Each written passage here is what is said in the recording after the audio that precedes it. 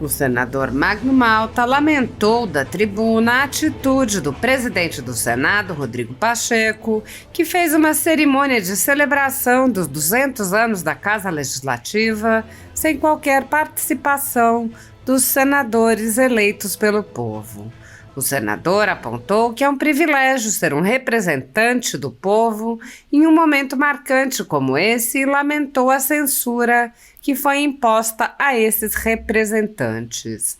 Magno Malta disse: "Que privilégio! Quando o Senado faz 200 anos, eu estou aqui, no meu terceiro mandato. Esta casa que tem como patrono Rui Barbosa."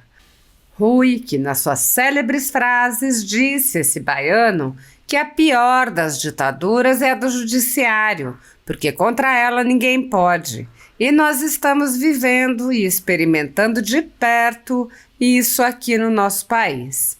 O senador disse: "Vou contar uma história que minha mãe me contou, que aconteceu na cidade de ninguém, uma cidade supostamente vizinha do fantástico mundo de Bob ou do maravilhoso mundo de Alice. Um clube de futebol completa 200 anos. Ao comemorar a festa dos 200 anos do clube de futebol, convidam-se presidentes de outros clubes, mas os jogadores do clube não foram convidados. Os ex-jogadores, os ex-campeões não foram convidados, e muitos deles vivos. É o que ocorreu aqui ontem." Malta prosseguiu: "Eram os 200 anos desta casa, mas o parlamentar não podia se pronunciar." "Que casa é essa? É a minha casa? É a sua casa, Zequinha? É a sua casa, Exalci? É a sua casa, Heinz? E eu não posso falar nos 200 anos do Senado da República?"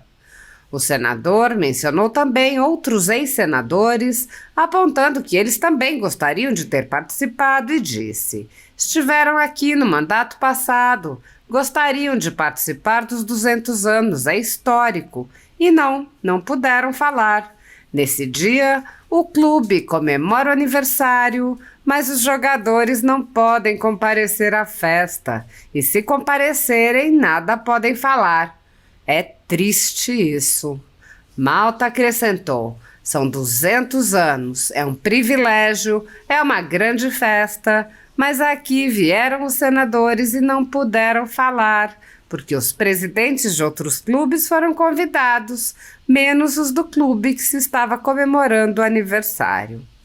É lamentável." Sob a presidência de Rodrigo Pacheco, o Senado sofre uma intensa paralisia. Na legislatura anterior, o próprio plenário se reuniu poucas vezes e as comissões praticamente não funcionaram, impulsionadas pela paralisia da Comissão de Constituição e Justiça, que, sob o comando de Davi Alcolumbre, também mal se reuniu. Por ocasião da eleição da presidência para a nova legislatura, os cidadãos se manifestaram e uma petição contra a recondução de Pacheco teve mais de 500 mil de assinaturas.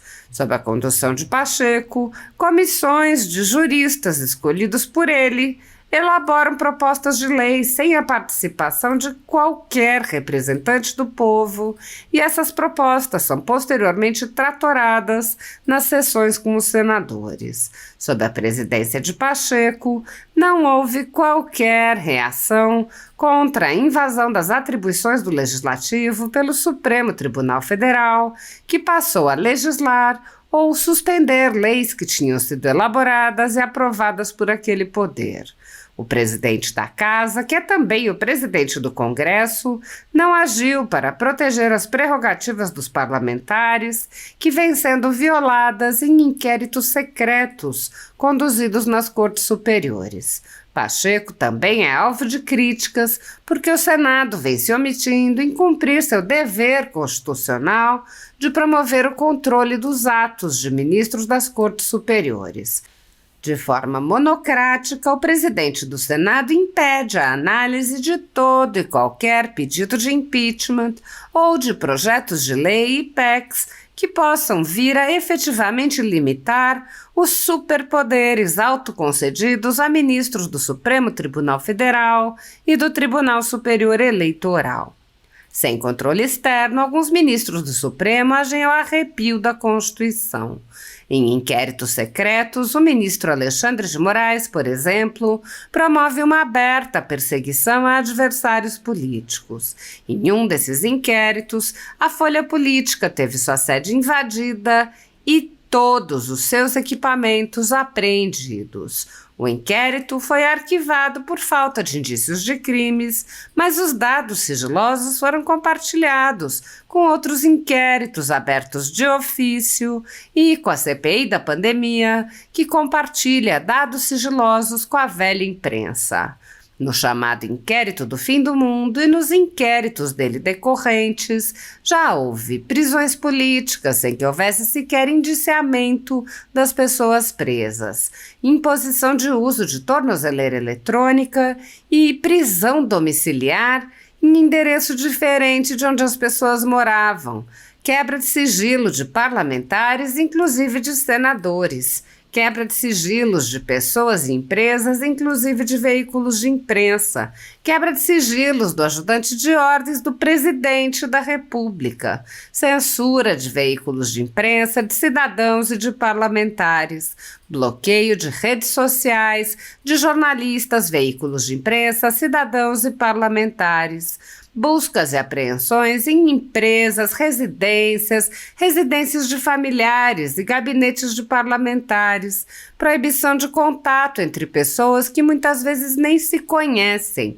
proibição a parlamentares de concederem entrevistas e de participarem de eventos públicos, intervenções no comando de partido político, prisões em massa sob alegações descabidas, multas estratosféricas que representam evidente confisco de propriedade, entre outras. A tudo isso e a muito mais, o Senado Federal, sob o comando de Rodrigo Pacheco, assistiu passivamente.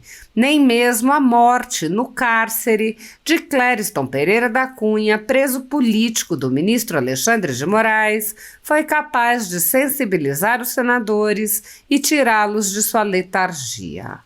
Sem justificativa jurídica, o ministro Luiz Felipe Salomão, ex-corregedor do Tribunal Superior Eleitoral, confiscou toda a renda da Folha Política e de outros sites e canais conservadores para impedir suas atividades. A decisão teve o aplauso e respaldo dos ministros Luiz Roberto Barroso, Alexandre de Moraes e Edson Fachin. Há mais de 32 meses, toda a nossa receita é retida sem justificativa jurídica. Se você apoia o trabalho da Folha Política e pode ajudar a impedir o fechamento do jornal, doe qualquer valor à empresa Raposo Fernandes através do Pix, utilizando o QR Code que está visível na tela ou o código ajude@folhapolitica.org. Caso não utilize Pix, há a opção de transferência bancária para a conta da empresa Raposo Fernandes, disponível na descrição deste vídeo e no comentário fixado no topo.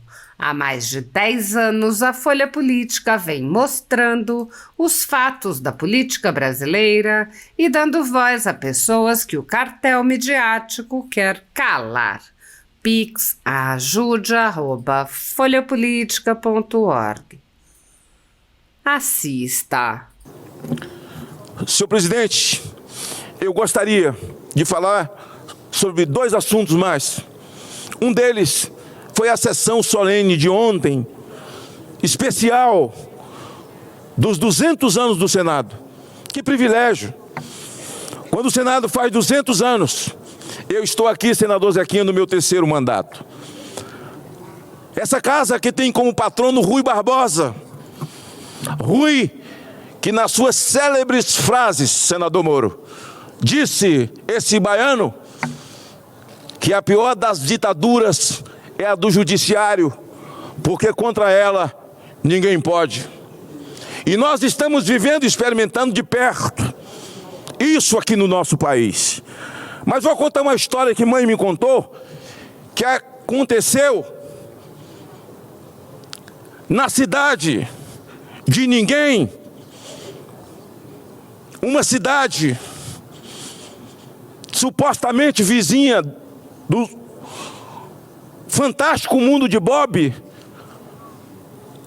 ou do maravilhoso mundo de Alice.